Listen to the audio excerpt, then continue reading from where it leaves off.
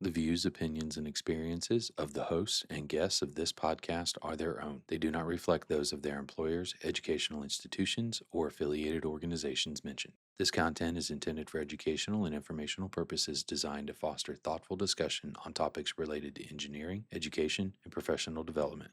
Welcome to the Engaging Classroom. Making it work.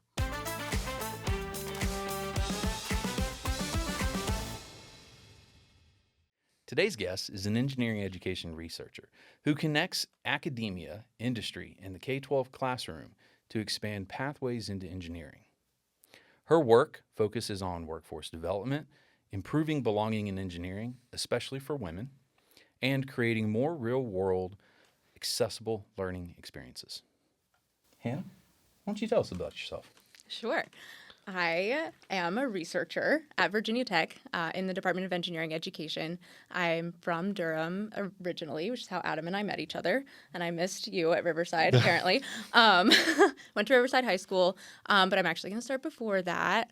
In middle school growing up, I was pretty shy and did not have a lot of friends. And I realized in 8th grade that I was going to have to go to high school with all of these people. And they weren't super nice to me.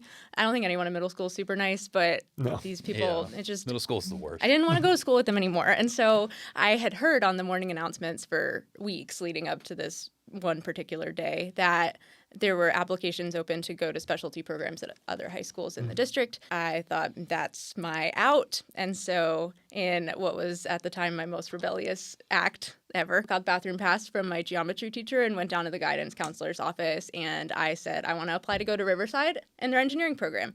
And I did not know what engineering was. And she said, well, that's great, but we've been making these announcements for like a month.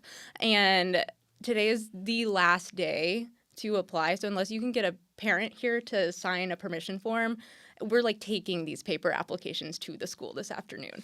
And I said, okay, can I use the phone? And I called my mom, and she happened to be off work. She's never off work, and she trusted me, and she drove to school and signed the paper. And that is how I ended up at Riverside High School in the engineering program without a clue of what engineering was. So that was my entrance into engineering. I took courses through Project Lead the Way all throughout those 4 years and really liked them, and I was good at them. Tim Bellegal had said to me at some point, apparently, that I should consider studying engineering in college, which is the first time I'd ever considered doing that. I had 2 parents who worked at Duke doing medical side of the university stuff, and I thought, I'm going to go to Duke, and did not know anything beyond that. But my mom later encouraged me to look at some other schools, and with Tim's prompting, consider engineering in what schools I wanted to look at. So very arbitrarily chose to tour Virginia Tech because it wasn't that far away and I wasn't hoping to move across the country. And that was the first campus tour I did. And that would have been second semester, I think, of sophomore year of high school,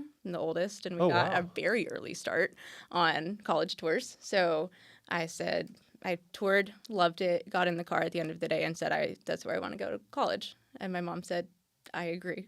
So that's how I ended up at Virginia Tech initially. And then I got there and still didn't know what engineering was, but we figured it out along the way. So Oh, wow. a little bit about how I ended up in Blacksburg.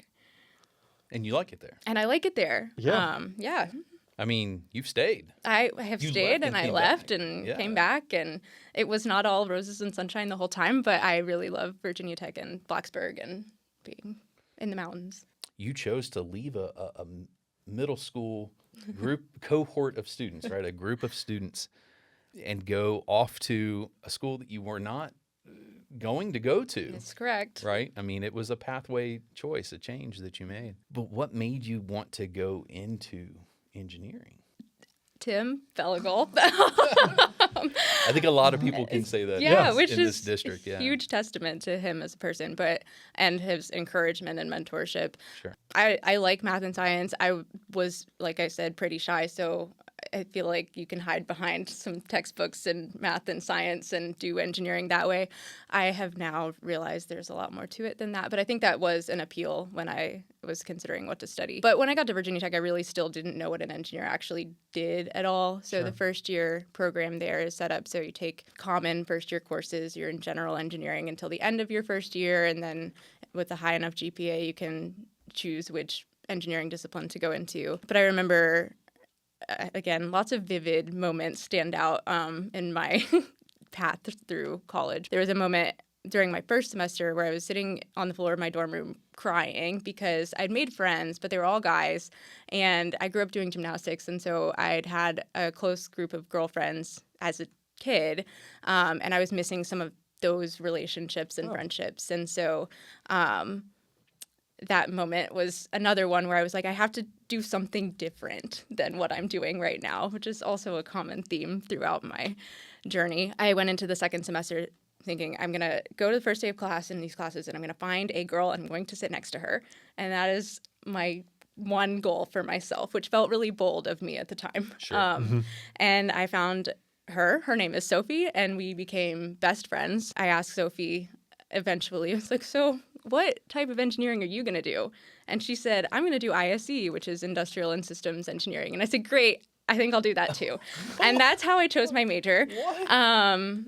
Yeah, which is crazy looking back because now I help students with major exploration and like you should consider what you would like to do when you grow up, and that's not was not a factor. Experience, right? I mean, Yeah, I just wanted a friend, and fortunately, it worked out fine for me. I would say I was not passionate about the industrial side of industrial and systems engineering. Okay. Yeah. But once I learned more about the systems side and how systems impact people, I became passionate about making systems better for the people that work within them. And so that was kind of the common thread that has stuck with me till now. But that's how I ended up in industrial and systems engineering.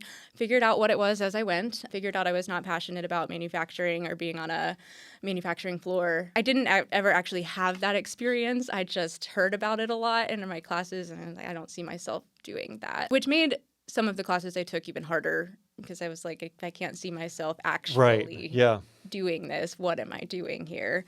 So went through a bit of a crisis sophomore year after taking some of those introductory courses and thought, well, why am I putting myself through this? It's hard. But ultimately, there was nothing else looking around the university that I was more interested in. So I was like, I guess I'll stick with it. Sure. So you mentioned like having a group of guy friends at Virginia Tech and wanting like girlfriends as well at Virginia Tech.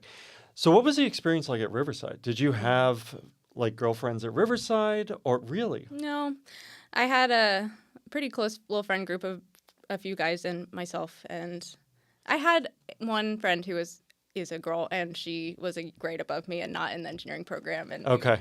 very close, but I didn't see her at school. So that friendship even was mostly outside of school. No. Is that just because like there weren't a lot of girls in your classes? Is it? Okay. I really don't. I was still so shy, and I think that in the engineering pathway there were a lot of guys, and so I just hung out with them. The first year I was there in my computer science principles classes, I think I had 3 girls at most out of a class of 20. Yeah. And so I tried really hard. I was like, how can we balance these classes a bit more? Because it just didn't feel balanced at that point, which if you look at the Riverside Engineering program, I don't think we had any female teachers at the time. I remember having, in the time that I was there, 2 who were down there with us, and they were not at the same time. One of them didn't teach engineering. She taught technology. Yeah. And she was teaching the state curriculum. And then the other one was before you teaching the computer science side of things. Yes. Yeah. And that was it. It was typically people that look like me or look like you. Yep. Maybe a little younger or a little older. But that is something that I think that entire program looked hard at in about, let's see, I started there in 2007. So by about 2010, we were going, this is nothing but 60, white guys coming in every year, and we need to do something about that. Right. And that was about the time that we started promoting, hey, look, we have, I think that was around the times 2010 or 2012 that we had 10 females graduate through our program. And it went into what's Durham's newspaper? The Herald? Herald Sun. Oh, yeah. Yeah. It went what a through throwback. It went through the Herald Sun. it was like they came in and took pictures of them. Everybody was super excited about it. And it was cool. It was neat. And that prompted for a lot more of that inclusion of just different kinds of people coming into the program. By the time we left, we had a lot of different communities being represented. Yeah, we did. But it took a long... It took a lot of effort, too. Yeah. It took a lot of effort as well. So you mentioned sitting next to, I think you said Sophie. So in that class, or in your graduating class at Virginia Tech, like, was it really like you and Sophie? Were there other women as well? Yeah, that's an interesting question and helped play into my dissertation research a little bit too. ISE at Virginia Tech, and I think across the board, is more female heavy than most engineering disciplines, and still there is quite a strong discrepancy. Interesting. So yes, and I don't have the exact numbers on that, but still very much felt outnumbered. There were a lot of instances on group projects where it's like, oh, you're the girl, you get to do the writing of the reports, and we're going to do the technical, actual engineering stuff, which at the time I was like, you know what, I am good at writing, and I've seen some of their writing, and they are not good at writing, so I will take that role. So it wasn't... When you say writing, is it... like writing up reports from projects. But is it the grammar of it? Is it the ability to write it? Or is it the handwriting? Not handwriting. Okay. I have good handwriting too, but it was the grammar and the ability to like articulate what it is that we were doing. That's a skill set I have learned that engineers don't always practice. So I was fine with doing that until I realized why I was being asked to do that, and then I got frustrated. Why? Why? Why were you being asked to do that? Yeah. Because folks looked at me and didn't think that they didn't see an engineer in me. They didn't see the technical side.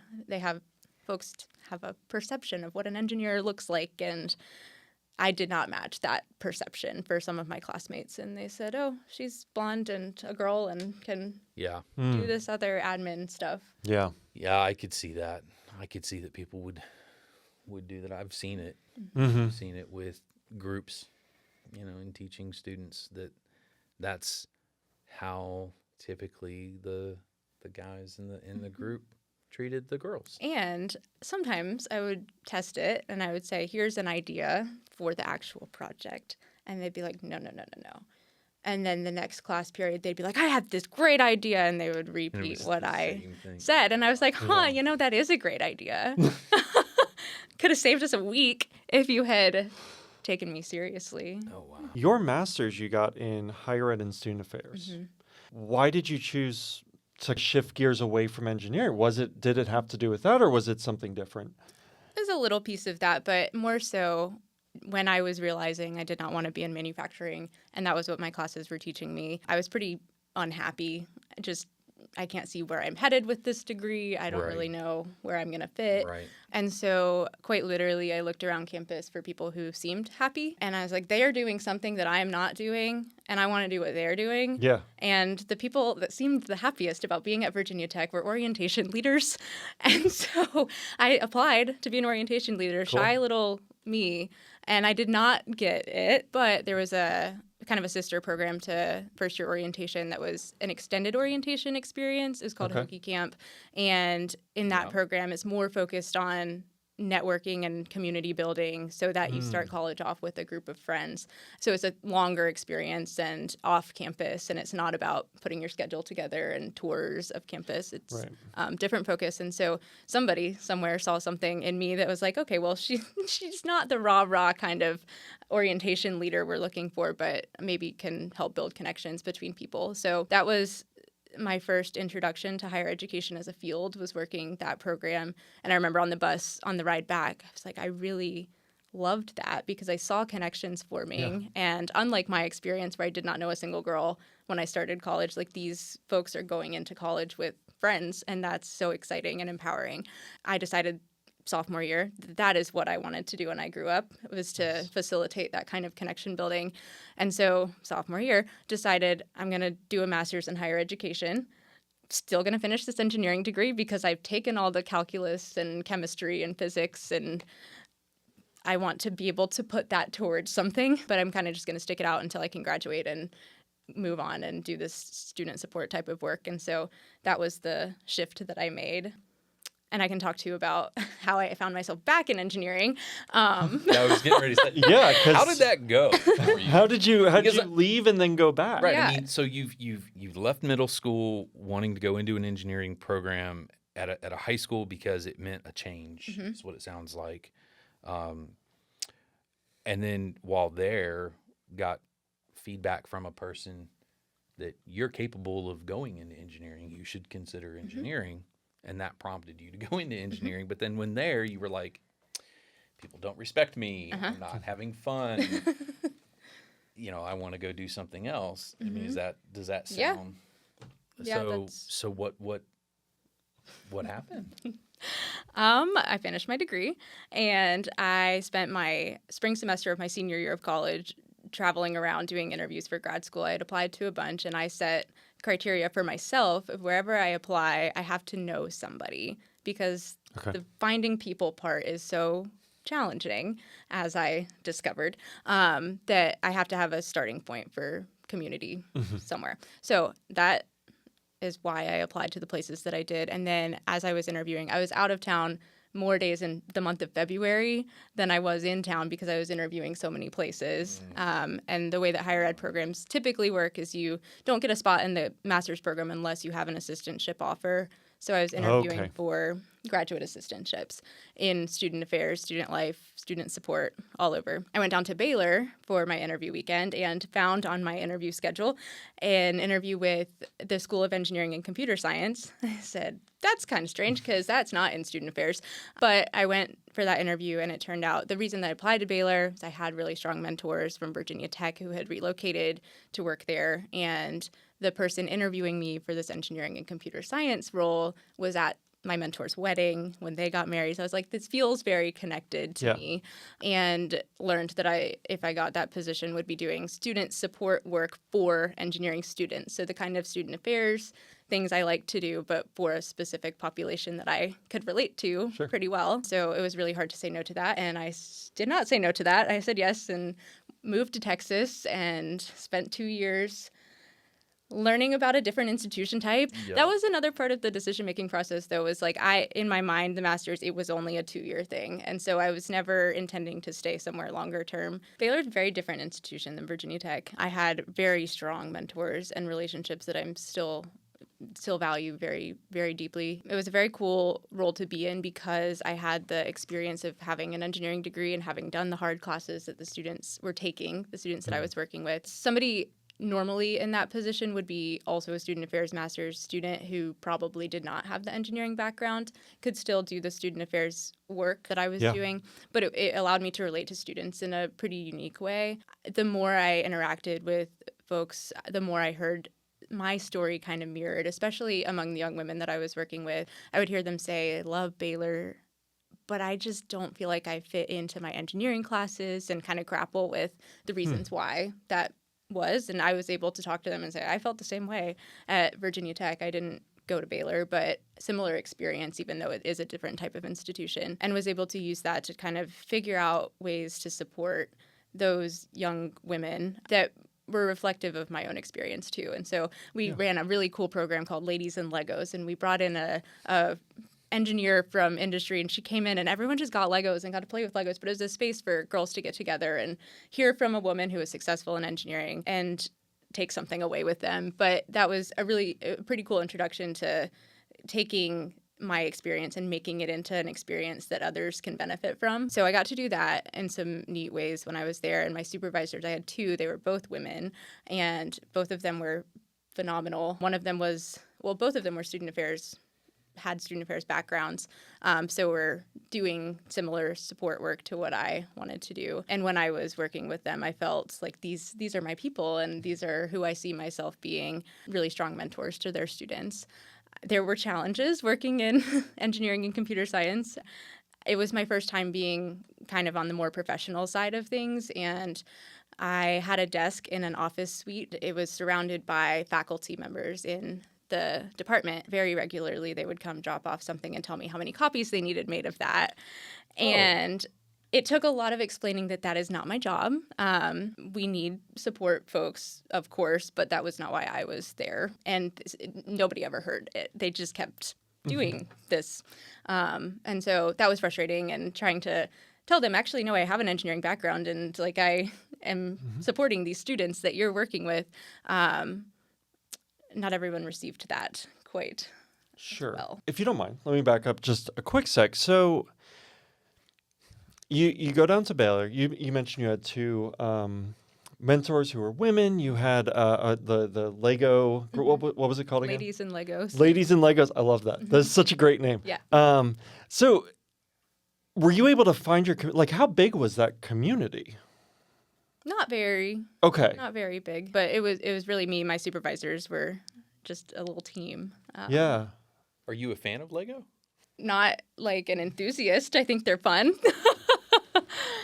Yeah, that's cool. We have a guy here that teaches, and when I say here, I mean at Duke. He teaches in the biomedical engineering program, and one of his concerns is at the end of the semester, the students are just so stressed out. Finals are happening, and there's all this stuff going on for them. It's a very stressful time.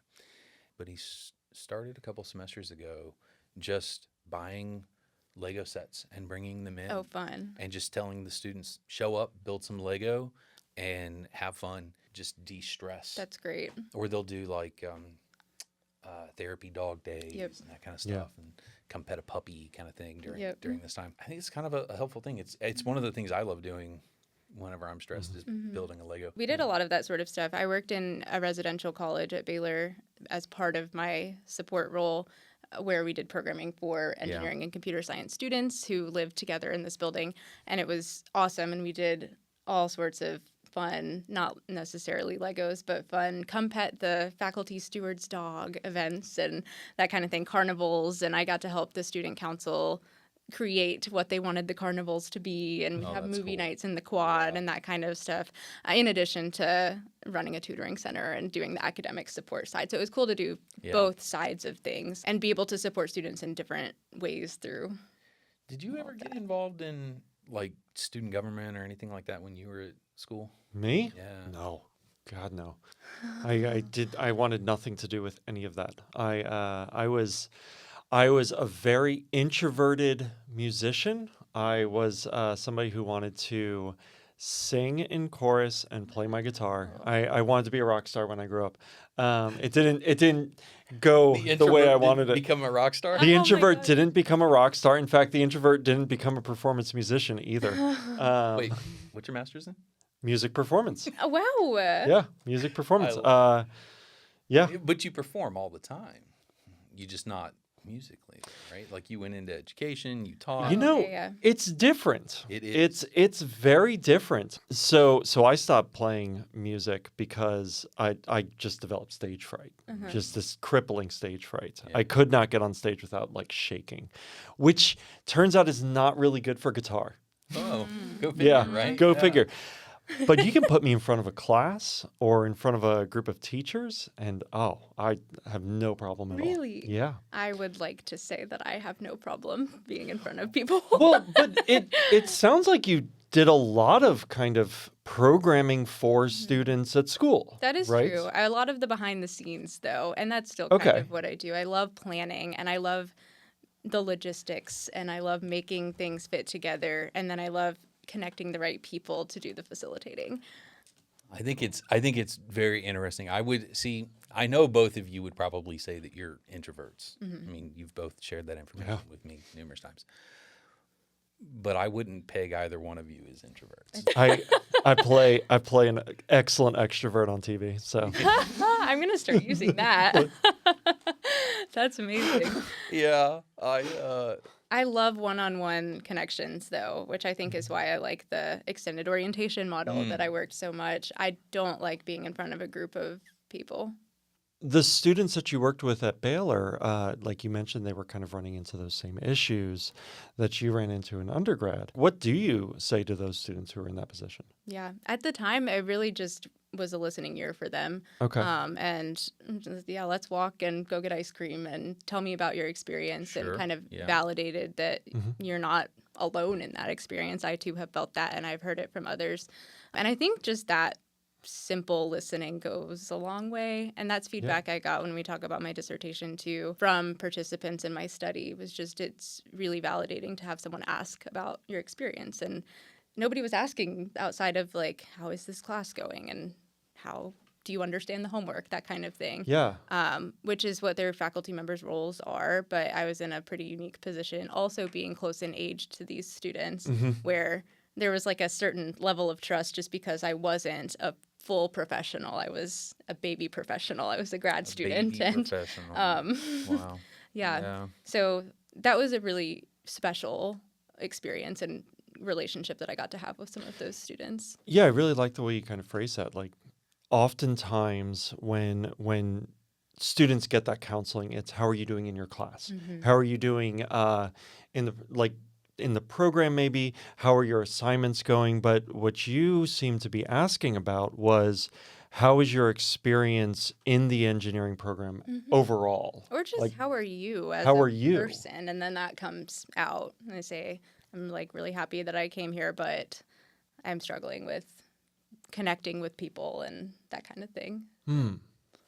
So you left Baylor with a master's. With a master's. And so where did you go for your PhD?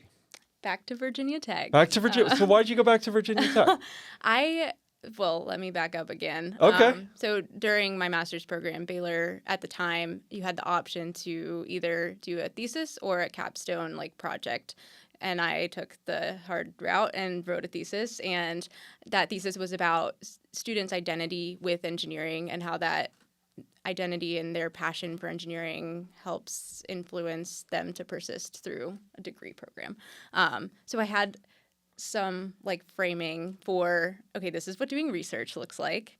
And I struggled with it a lot because they don't teach you how to do that in an engineering program in the same way. Yeah. But it was a cool like transition for me to think about how to structure a study and how to really explore a phenomenon that I cared about. And so that was part of the motivation to come back and do a PhD. I knew that Virginia Tech had the engineering education PhD program because I had met someone who was in it when I was in undergrad. Didn't know what it was all about. Our engineering education department at Virginia Tech houses the first year program, which I went through, general engineering, and the PhD program, and nothing in between. So it's kind of a unique department in that sense, but I had some level of familiarity with it. And so that was the only place I applied for a PhD. I was like, if I'm not going to do it there, I'm not going to do it. Oh, wow. Yeah. And there were other factors that played into that too, but Virginia Tech is such a collegial place and everyone is very supportive, especially in my department. And so that felt like a good fit for me. It was during COVID, so that was a special, fun kind of challenge to do my entire PhD program minus one class on Zoom, and a simultaneous master's. I went back to ISE department and did a master's in ISE as well. All of it was on Zoom. So Your entire PhD program was on Zoom. It was, except for one class. Wow. Yeah. So when you were writing your thesis at Baylor, you mentioned it was on the student experience in engineering. Is that correct? Yeah. So how much research did you find on that specific topic? It was mostly about, I used Angela Duckworth's GRIT framework. The components that play into GRIT, or as I was interpreting it, students' persistence through something really hard, are identity and passion. And those two things together influence GRIT. And so I was looking at how much students identified with engineering or embodied engineering as part of their identity. And so there are scales out there in research that exist, and I used those scales to have students tell me how much of your identity is dependent on engineering.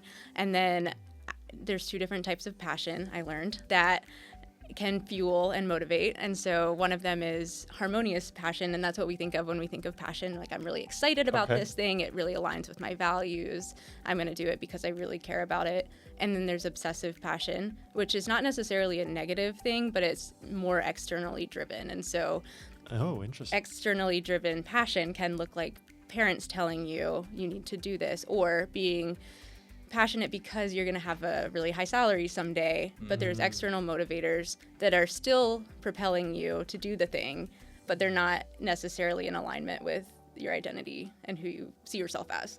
I looked at kind of the difference between those and how they fuel students across the finish line of an engineering program. So what did you find? Harmonious Passion works better. Okay. Which I tell people sometimes, and I don't know if you want to put this on the podcast or Absolutely. not. I don't care if a student becomes an engineer. I care that if a student wants to become an engineer, they have the resources and support that they need to make their goals happen. For the Harmonious Passion part of my thesis, it's like those are the students that I really want. Well, I want students to want to do something that aligns with things they like and care about and feel some identity with. And not necessarily that I don't think extrinsically motivated students can be successful, but I like really care deeply that people's values and interests align with what they're doing.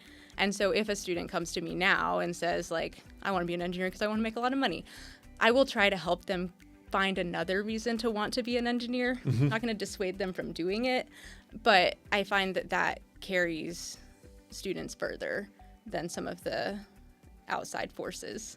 Or at least makes them happier while they're doing it. Sure. I really like the way you I describe my job as connecting people, ideas, and resources. So it is A phenomenon, yes.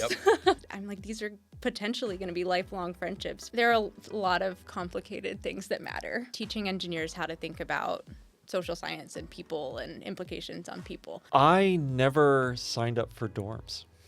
Talking to the teachers, I think, got them more excited. And so then they were excited to eat up whatever we gave them at the workshop. that changed my life at that point.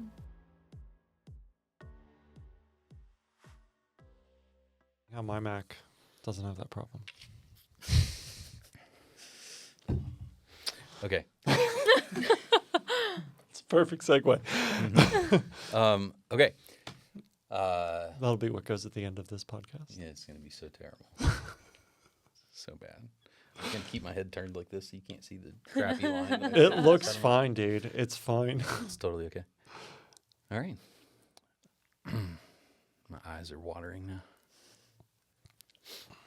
It's so beautiful. It's just too beautiful. It just brought a tear to your eye. When you say making it work, be sure you look at your webcam. Okay. Welcome to the Engaging Classroom. Making it work.